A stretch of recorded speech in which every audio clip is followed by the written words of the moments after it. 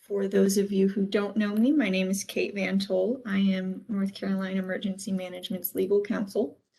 And I have the fun job of teaching you all about procurement, which I know is everybody's favorite subject.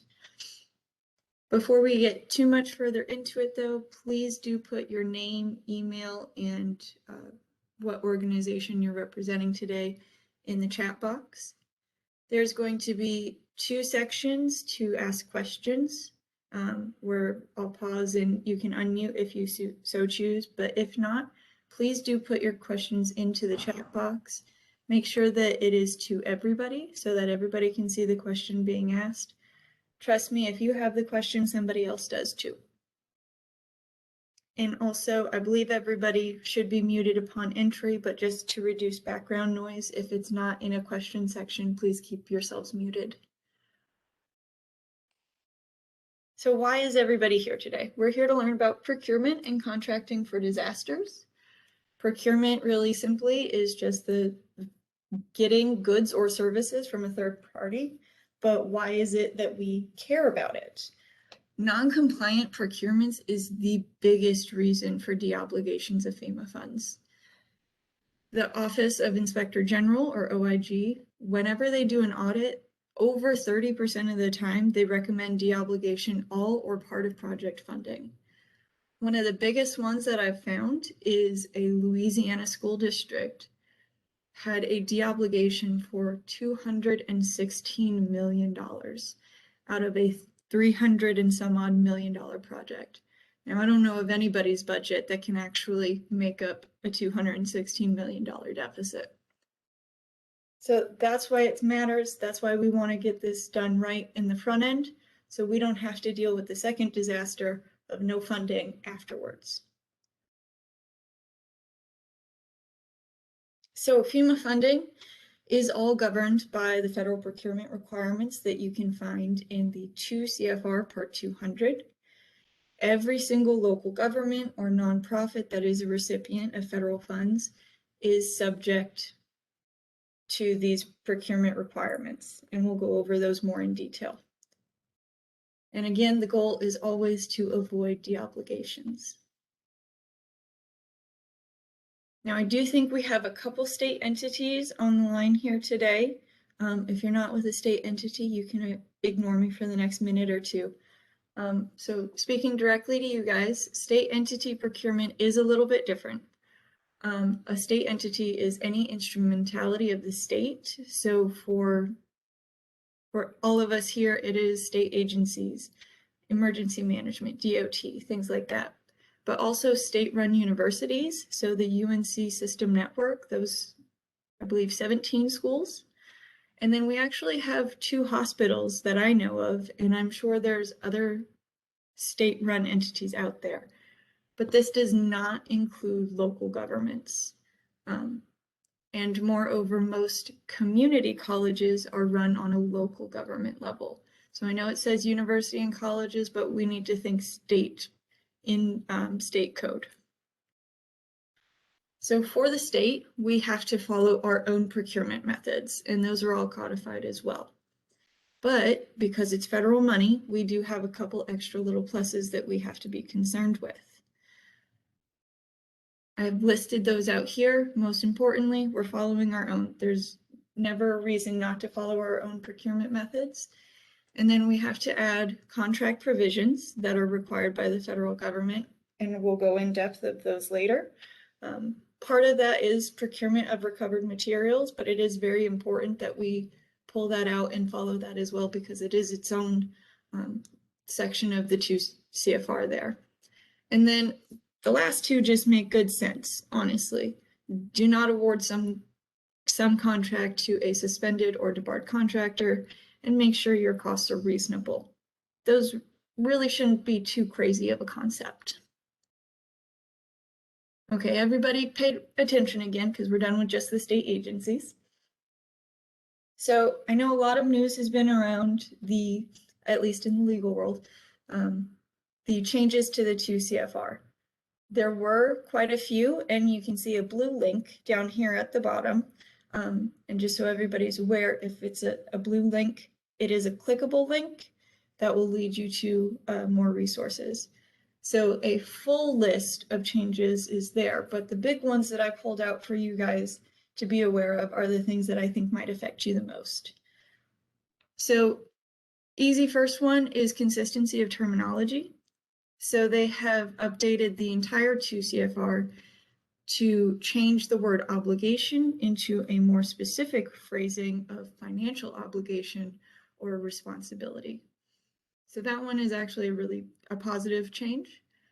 The next one is a termination clause. Office of Management and Budget has removed the for cause part of their termination provision.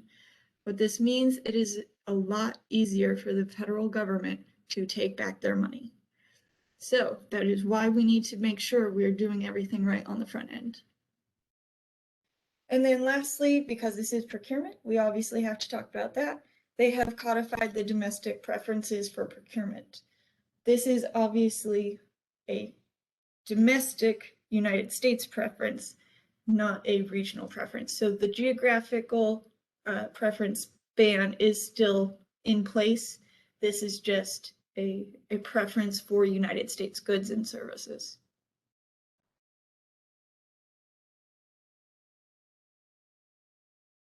So when we talk about federal procurement and state procurement and every other kind of procurement we have, I know that it can get really confusing.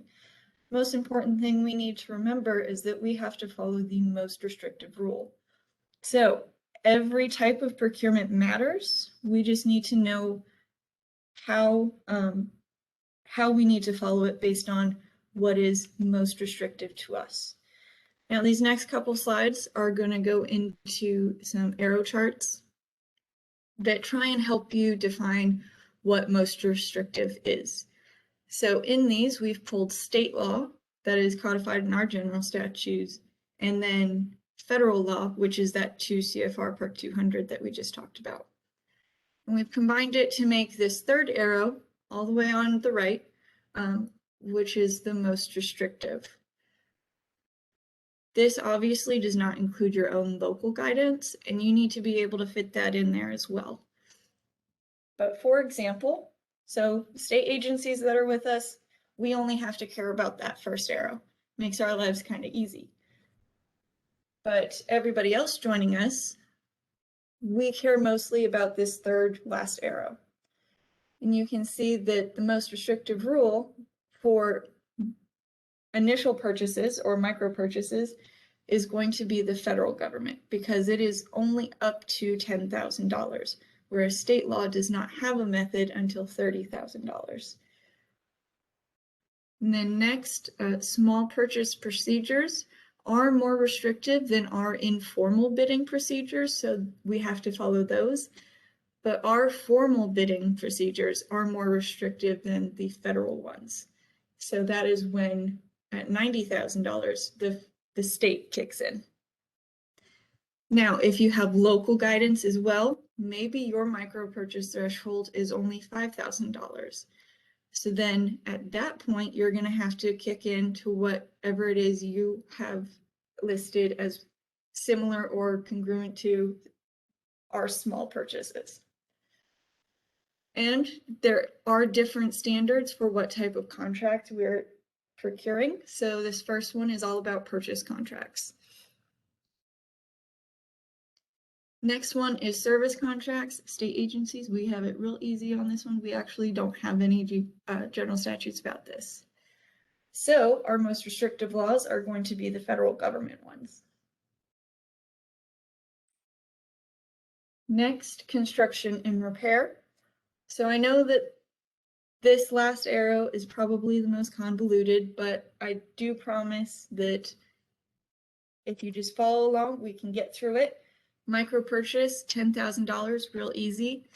And then small purchase comes from the federal, so we have to follow federal guidance there. And what's different about this is that the state law becomes more intense at $500,000 than the federal law, but the federal law starts sooner. So that's the differences you see there. Lastly is AES contracts. So this stands for Architecture, Engineering, and Surveying. State law is most restrictive here because we always require a qualified base selection process.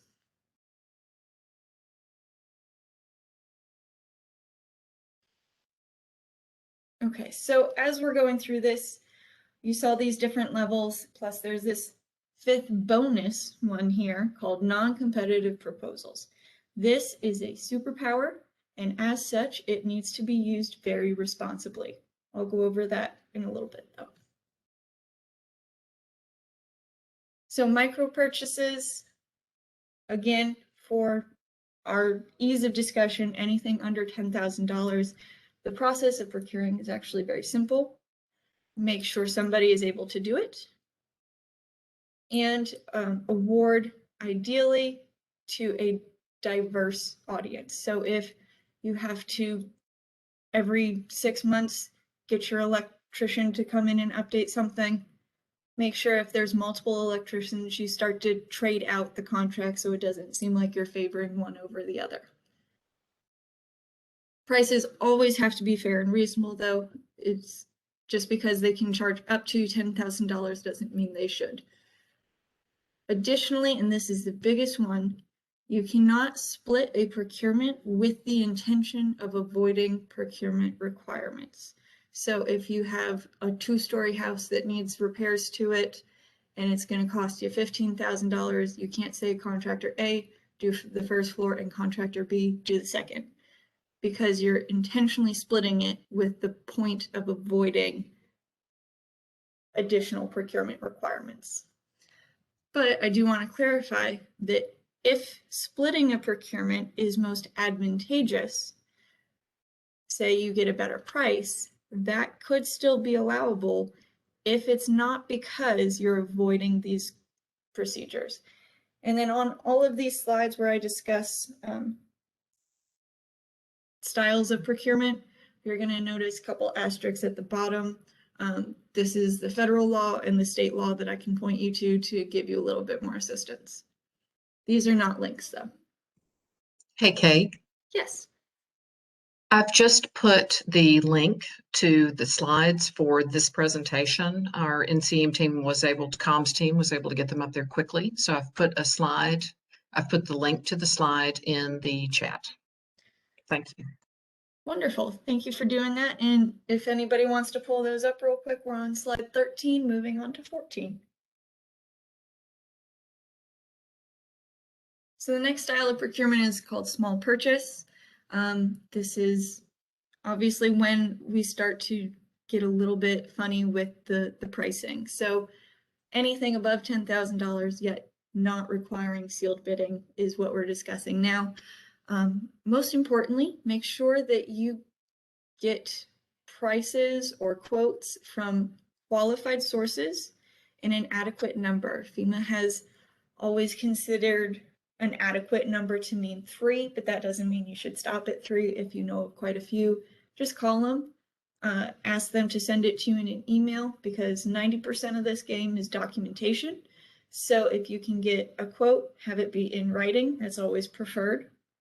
And again, you cannot split a procurement down to avoid procurement requirements. That's going to be a theme going through this. But the standard of award should always be the lowest responsive and responsible bidder. If you have a documentable reason to not award to somebody, make sure you actually document it. Next is sealed bidding. So this is preferred for those kinds of contracts where it's very cut and dry. This is what I need you to do. Tell me how much you're going to charge me. That is the basis around sealed bidding. There's not really a whole lot of fluff added to have the vendors give you ideas. So, oh, I'm sorry, I moved on a little too fast. Okay, so for this, we generally say that 2 is an acceptable number of quotes to receive. If you do not receive 2 bids on any of your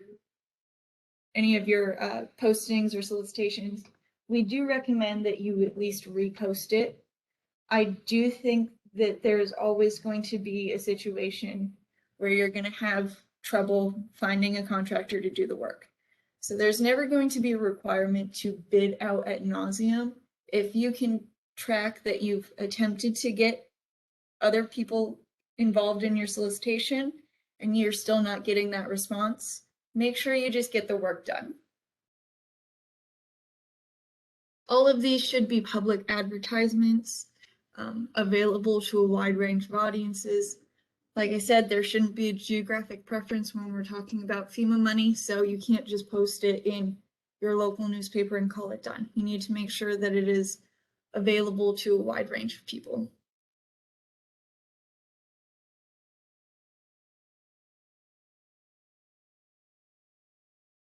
Next is competitive proposals. The difference between this and a sealed bid is really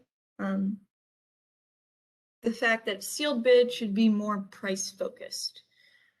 Whereas a competitive proposal, you may have a problem and you want vendors to provide you a solution. And some solutions are better than others, and by the nature of the contract, it's going to be more expensive. So this is more so like a best value, but price should always be a consideration when you're dealing with FEMA money. Again, make sure that you're doing a public bid out to a wide range of audiences, and the rule of 2 still holds here.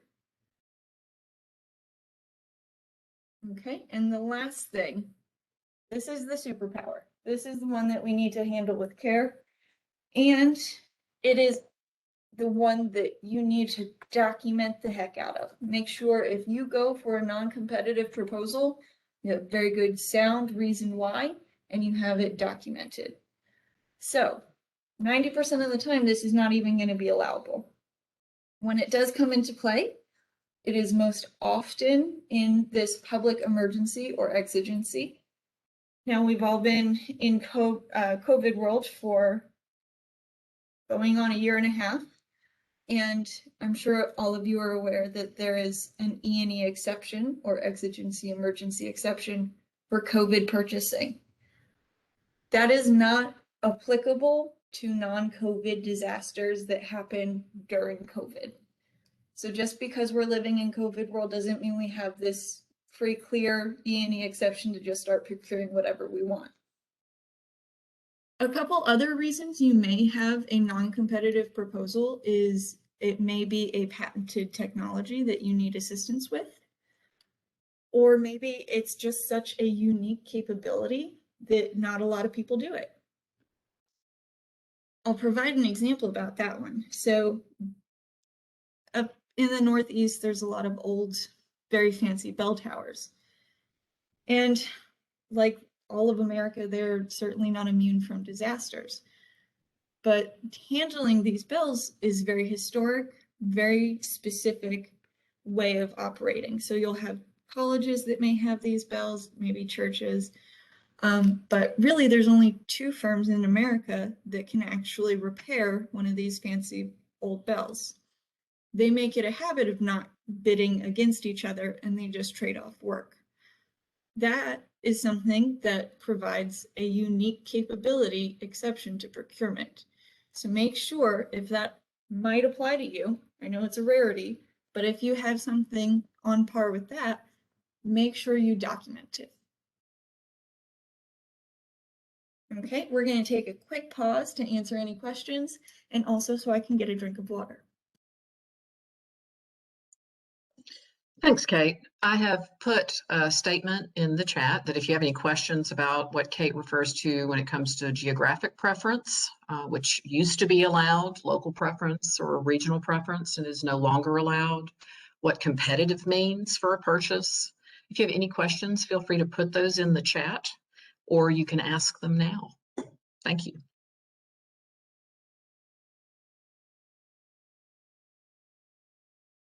At this point, Kate, we don't have any questions. Okay, thank you very much. Moving on, there we go. There's 3 basic procurement styles, and I'm sure all of the purchasing officers and clerks on this call know this just as well, if not better than I do, but I did want to break it down. So the first one we're going to go over is an invitation for bid. This is similar or comparable to a request for quote. The reason you put this out is because it is very cost focused. You don't need the vendor to provide you suggestions. This might just be for a specific good, so you just need to know how much it costs. Next is the request for qualification. This is very crucial, obviously, for engineering, architecture, and surveying. This is not cost focused. In fact, it should not have cost anywhere in its provided documents. This is only to determine if the firm or vendor is capable of providing the service you're looking for. Once you figure out who is most qualified, that's the point when you would negotiate price. This is also why it's very important to go into procurement with at least a basis of understanding what it is the cost of the service you're looking for. If you cannot reach an agreed upon price with your first negotiation, that's when you move on to your second most qualified, and so on and so forth. Finally is the request for proposal. This is asking the vendor to solve a problem for you. So this is a little bit more vague, and you ideally want to evaluate them based on their quality of work, their ability to solve your problem, but price is definitely a factor in this one.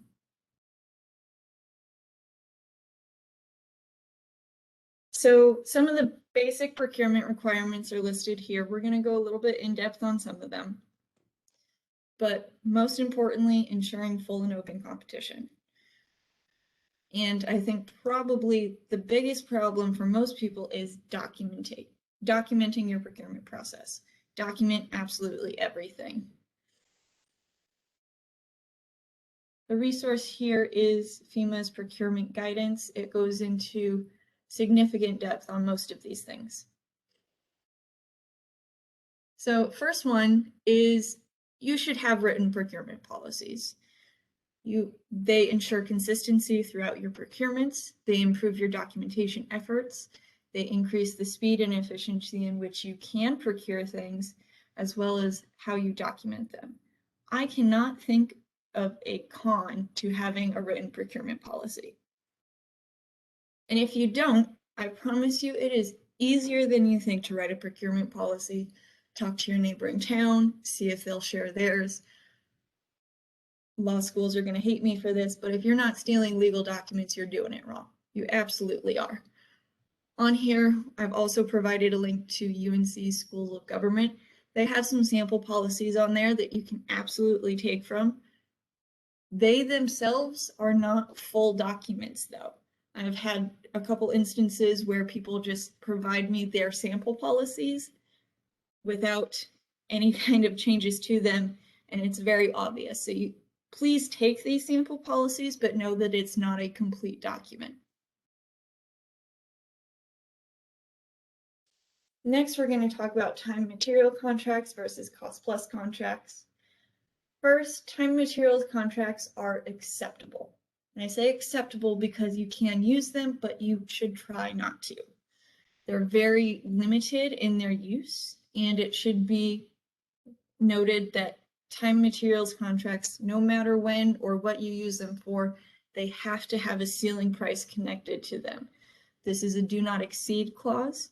That is, if the contractor exceeds that agreed upon amount, he does so at his own or her own detriment.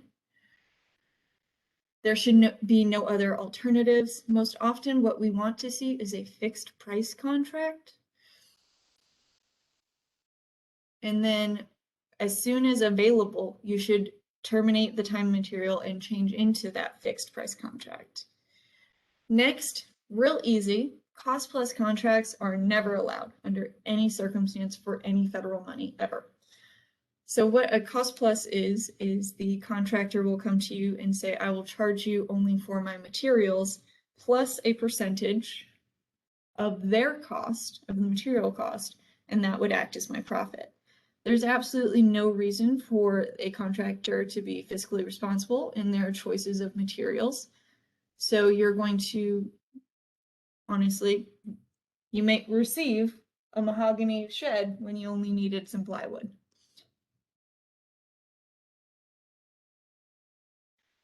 Next, this is also applicable to those state agencies. These are the required contract provisions. So we have the colorful one is the required, absolutely have to add these things, obviously unless they're in red, to your contracts. The other kind of boring side is recommended. This is honestly the easiest one to comply with. 90% of these already have the language built for you. You just have to pull it off of FEMA's website and add it to your contract. This can be added even as an amendment, even if your contract has already begun. So don't let this be the reason that your project becomes ineligible.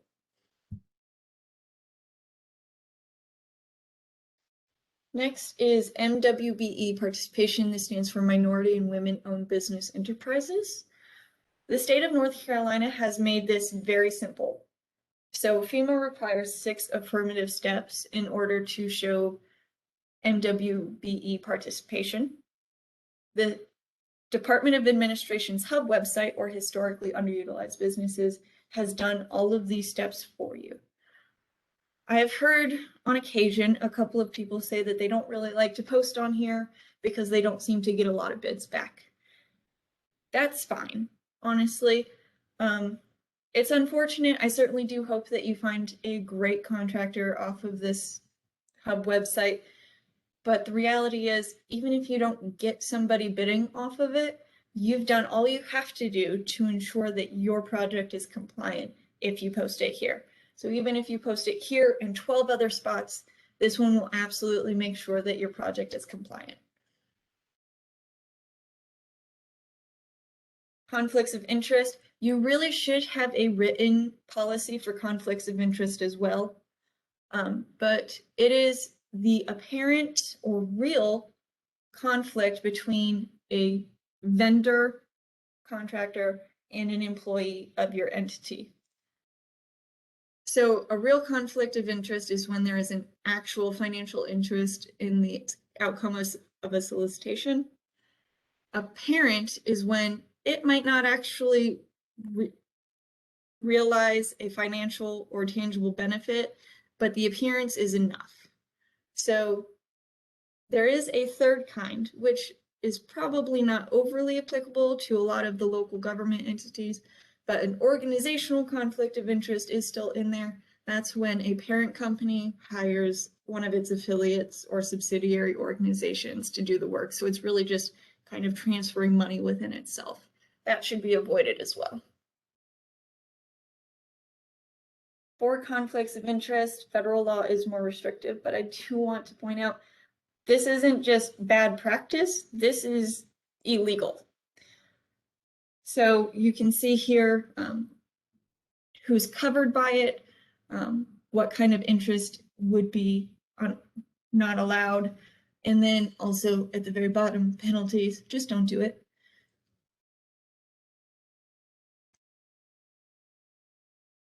Now we're at the top 10 procurement mistakes that FEMA has noted.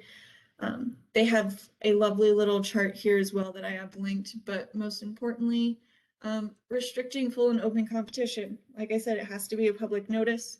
Anybody should have the capability of bidding on it.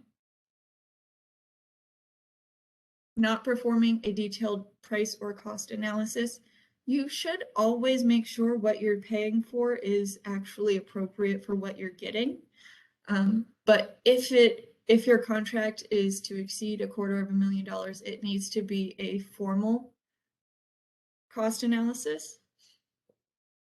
3, this is the easiest one to avoid in this state, not soliciting to minority women-owned business enterprises. 4, lack of documentation. Absolutely, just document it. Keep an email record, print it off, save it to a file. Again, never award a cost plus contract. Do not solicit from suspended or debarred contractors. There's a lot of S's in that sentence. There's an easy way to check this at sam.gov. And I did not create a link to that, but it's very easy. Just the name sam.gov. You can check to see if your contractor is debarred.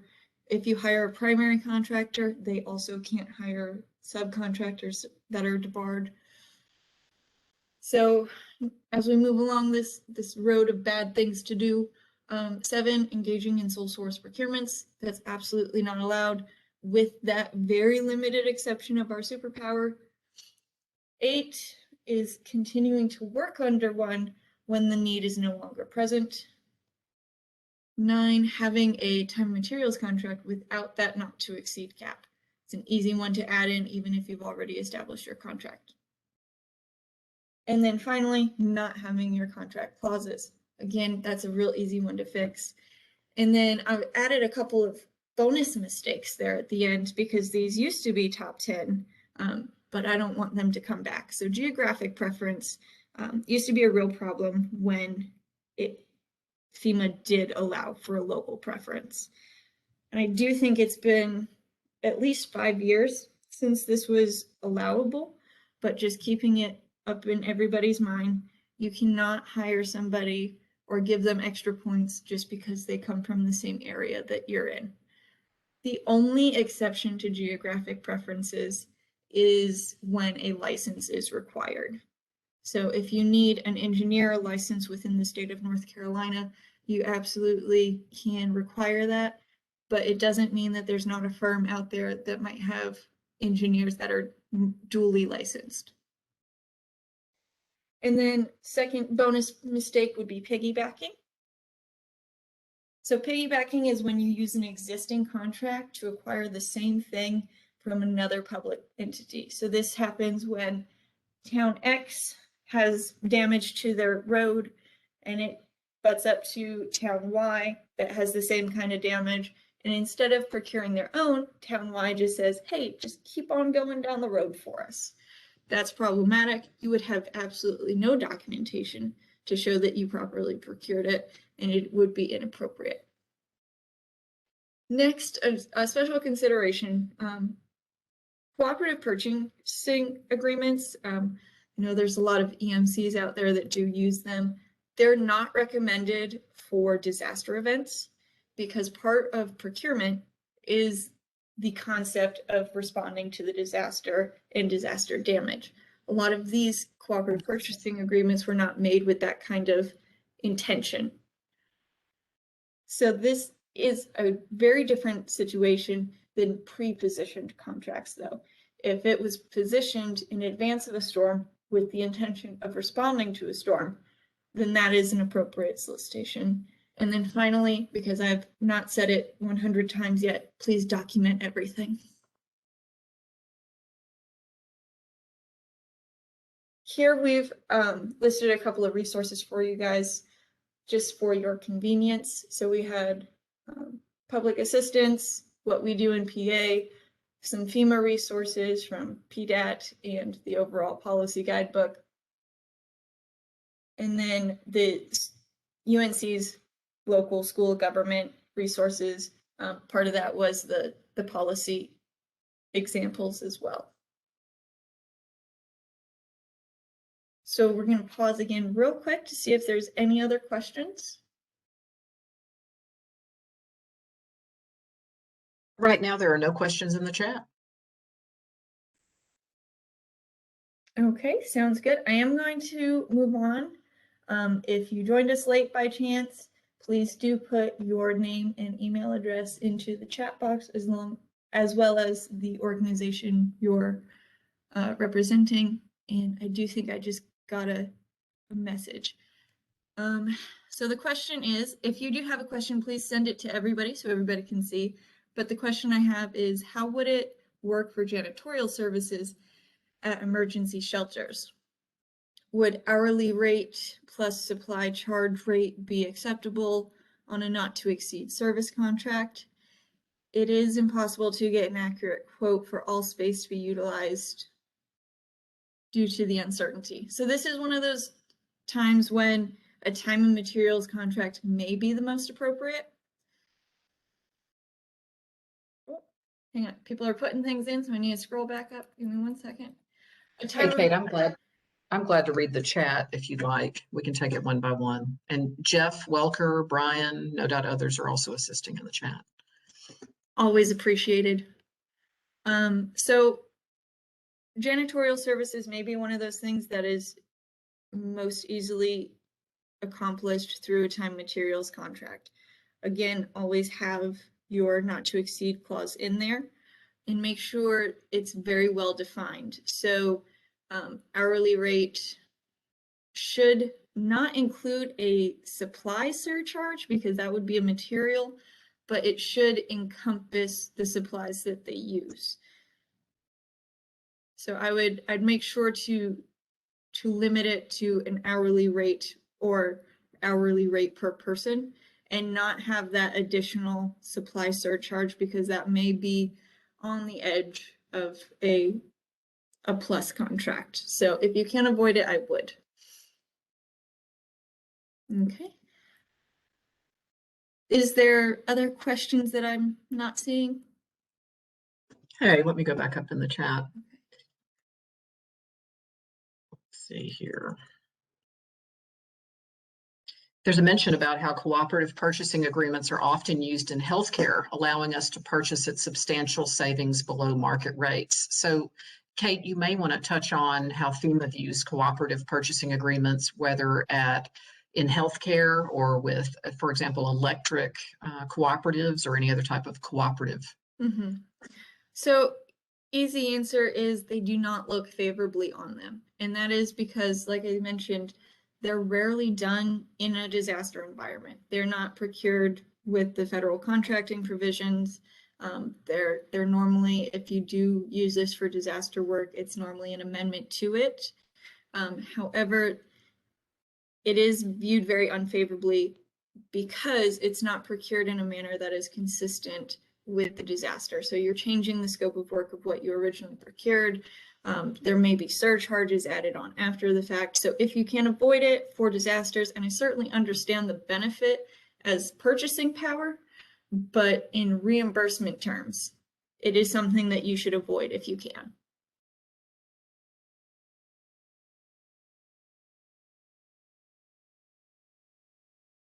Hey, Kate, it's Jeff. Hey, Jeff. Hey, I just put in a quick one. You went through the contract provision slide pretty quick.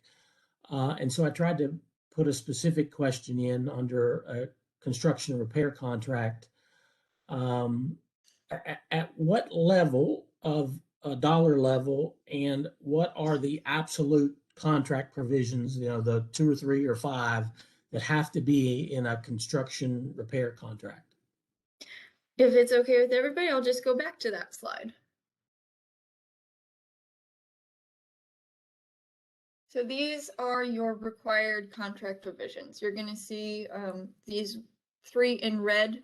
They're not applicable to PA grants, and that's because PA grants are very event focused. So there's not a whole lot of prep work that can be done.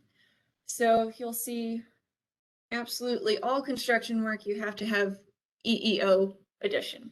The language is already present. You can pull it from the FEMA website. And then you have a couple that will kick in once your contract reaches a certain dollar threshold. So a lot of construction work is obviously going to be a bigger dollar amount. So you're going to start looking at these, the Clean Air and Water Act, your bird anti-lobbying. All of these are things that language exists for, with the exception of the first one for breach of contract. Breach of contract, there are example languages out there. It's just not that FEMA is the provider.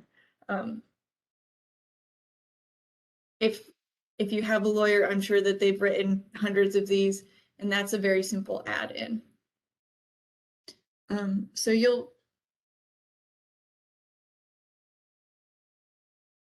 yeah, it's a, what is that? 8 provisions that are required for all contracts exceeding $10,000.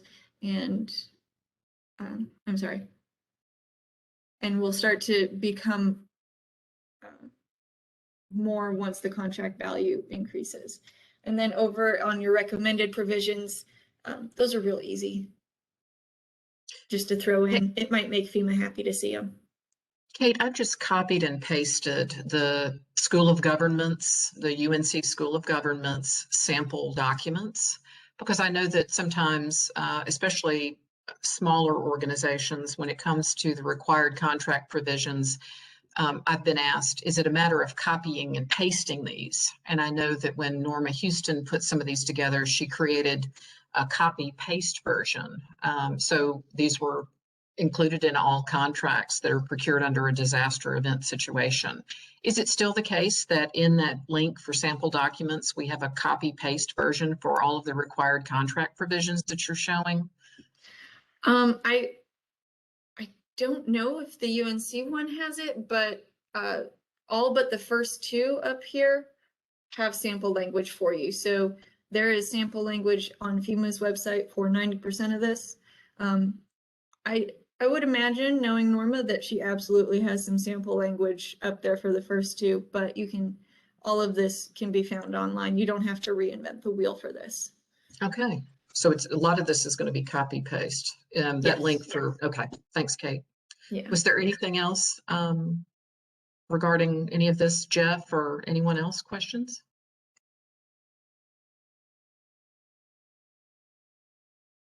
So I do have a question in the chat that says, do you recommend a master service agreement for pre-approved vendors through an RFP in order to be more prepared for disaster services, or any suggestions on how to prepare for unforeseen disasters? So like I said, pre-positioned contracts are very different than the cooperative purchasing ones. Pre-positioned is absolutely recommended. If there is something you can do before a disaster happens to help you recover, you should absolutely do it. There are, for example, we at the state have set up debris hauling and monitoring contracts that can be used by local governments. These were all bid in complete compliance with FEMA and state regulations, so any local government can use these.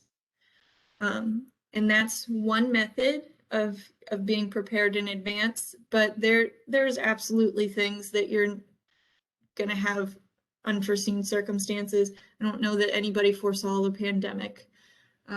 So if there's a standard thing that you can get in advance, please do it. Debris hauling and monitoring have always been the big ones. That's why the state has done it for you. We're working on a couple other ones that are frequent flyers in disasters, if you will, such as like a mosquito abatement.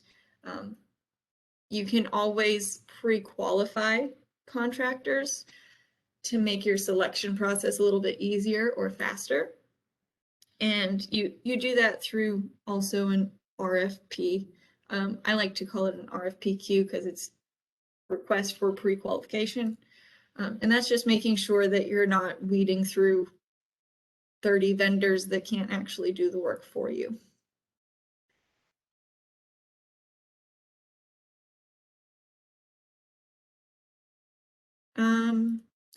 Derek Porter, yes, these slides will be made available through email, and they're also linked, I believe, much earlier in the chat, but we're almost done, so you'll get them after this presentation. And next, catching back up, we have a knowledge check. So people out there in the WebEx world, this is your chance to participate. Unmute if you'd like, or put your answer in the chat box. Our first scenario is the federal simplified acquisition threshold. So your small purchase procedure is $250,000 as of June 2018. But it may be the case that local, state, or Indian tribal procurement standards do not merit small purchase procedures for acquisitions over $50,000. Which simplified acquisition threshold, as a non-state entity, would you be required to comply with in this scenario? I'll give everybody a couple seconds to put your answers in the chat. So are we complying with 250,000 or 50,000?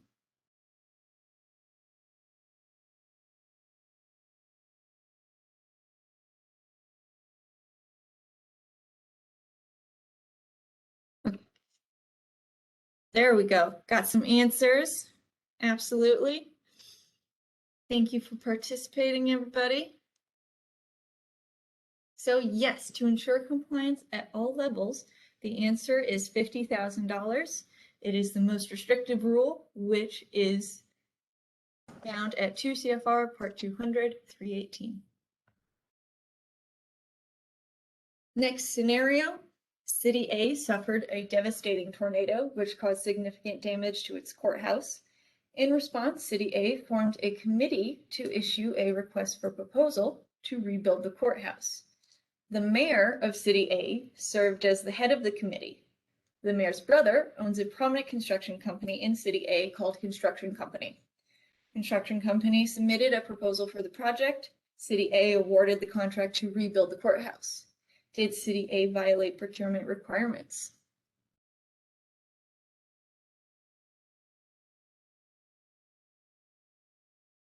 Got some yeses. You guys are absolutely right. There's a real conflict of interest. Does anybody want to unmute themselves and maybe present a solution as how you could have avoided this?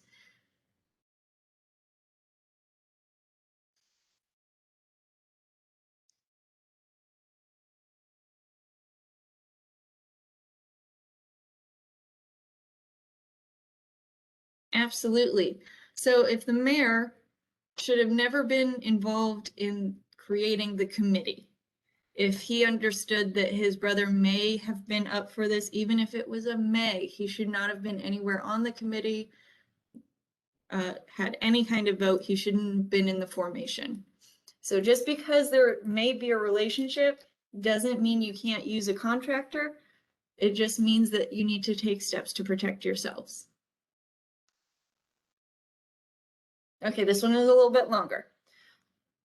County X solicited and received unit quote prices from 13 debris removal contractors for various types of debris removal work.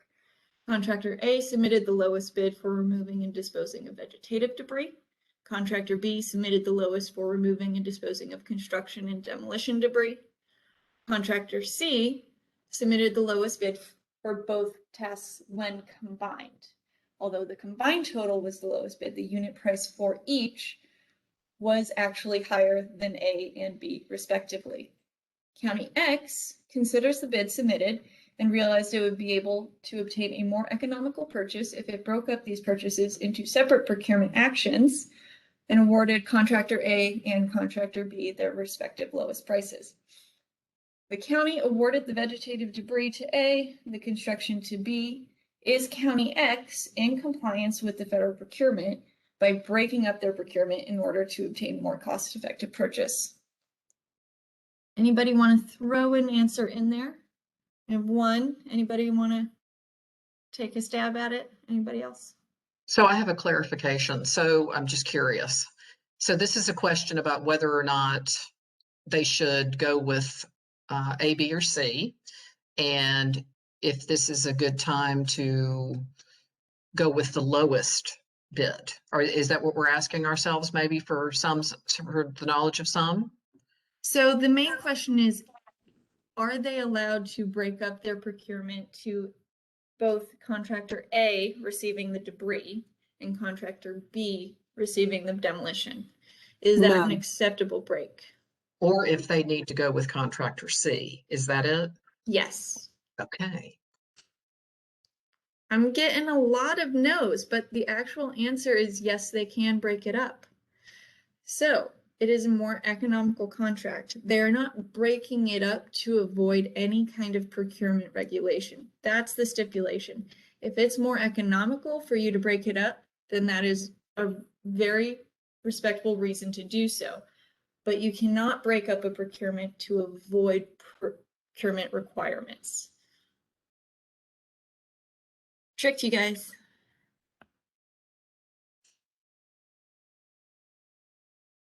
So D. Dutton is commenting that they think it can be broken up if you document. So that's the documentation part as to why you broke it up, right, Kate?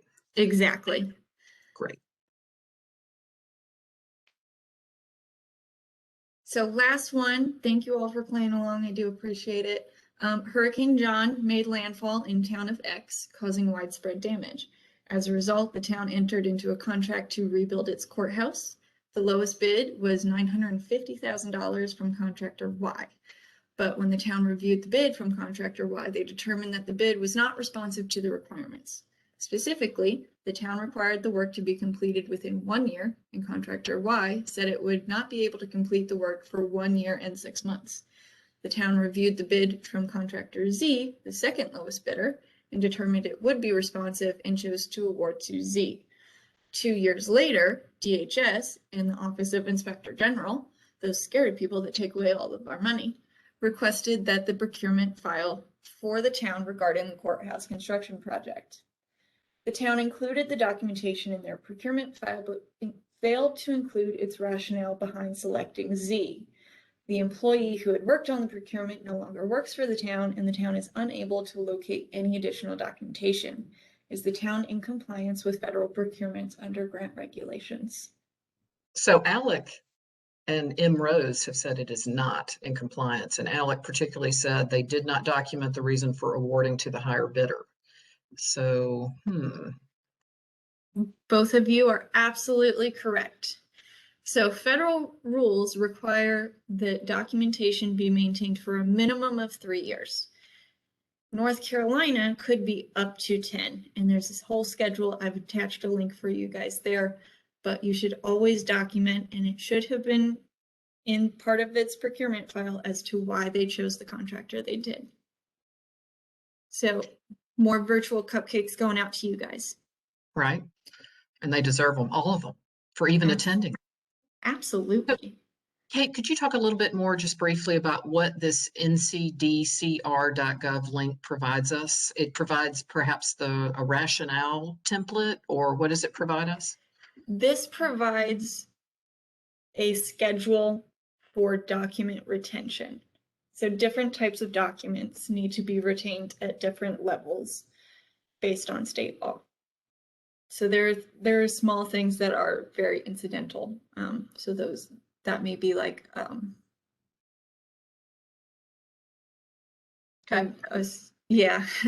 very small purchase or very incident specific, and not like a big federal incident where you're getting federal money, but an incident specific purchase. Those are going to have less retention value than a federal procurement or a procurement over a certain threshold. So this provides you a link to state rules about different levels of record retention.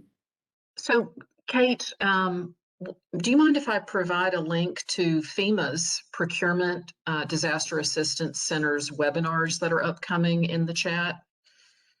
Please, absolutely. Boom. Okay, so there is a link to upcoming and existing recorded webinars and upcoming webinars that FEMA is holding, and their procurement their Procurement Technical Assistance Center is a fantastic group of lawyers and paralegals who will help us understand what happens when FEMA money comes to town. Kate, I'll let you close us out. Okay. Well, that is all I had. I do appreciate everybody's time, patience, and participation in this. I know sometimes we just get on webinars to waste some time, but I do appreciate you staying present. This is actually a link here in this blue section. So if you have any questions, you want to follow up with somebody from PA, if you click on this underlined portion, you're going to get a map of your grants manager based on location, the team lead, and also the whole PA leadership structure. If you have any specific questions, please reach out for more information. We're always more than happy to help. And if anybody has any questions, this would be the time to finish us out.